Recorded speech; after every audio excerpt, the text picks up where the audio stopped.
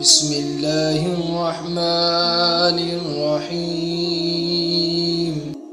آپ صلی اللہ علیہ وآلہ وسلم نے فرمایا، جب تم میں سے کوئی اپنی بیوی سے جمع کرے تو کہے اللہ کے نام کے ساتھ شروع کرتا ہوں، اے اللہ ہمیں شیطان سے بچا اور شیطان کو اس چیز سے دور رکھ جو تو اس جمع کے نتیجے میں ہمیں عطا فرمائے۔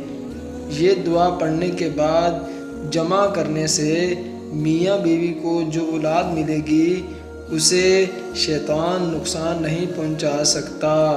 رسول کریم صلی اللہ علیہ وآلہ وسلم جب قضاء حاجت کے لیے بیت الخلاء میں داخل ہوتے تو یہ دعا پڑھتے، اے اللہ میں ناپاک جنوں اور ناپاک جننیوں سے تیری پناہ مانگتا ہوں۔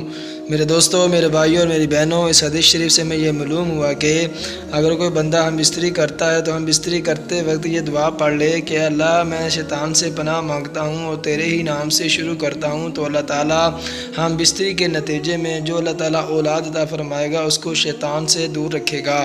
اور دوسری حدیث شریف سے میں یہ معلوم ہوتا ہے کہ ہمیں بھی آپ صلی اللہ علیہ وآلہ وسلم کی طرح بیت الخلاء میں یعنی کہ واش روم میں جاتے ہوئے یہ دعا پڑھنی چاہیے کہ اللہ میں تیری پناہ مانگتا ہوں اور ناپاک جنوں سے اور ناپاک جننیوں سے مجھے بچا۔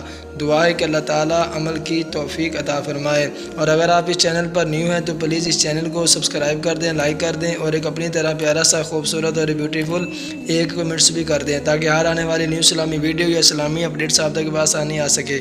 آپ مجھے دیں اجازت، اپنا خیال رکھیے گا اور مجھے نہ چیز کو اپنی دعا میں یاد رکھیے گا۔ ملتے ہیں انشاءاللہ نیو اسلامی ویڈیو میں، تب تک اللہ حافظ۔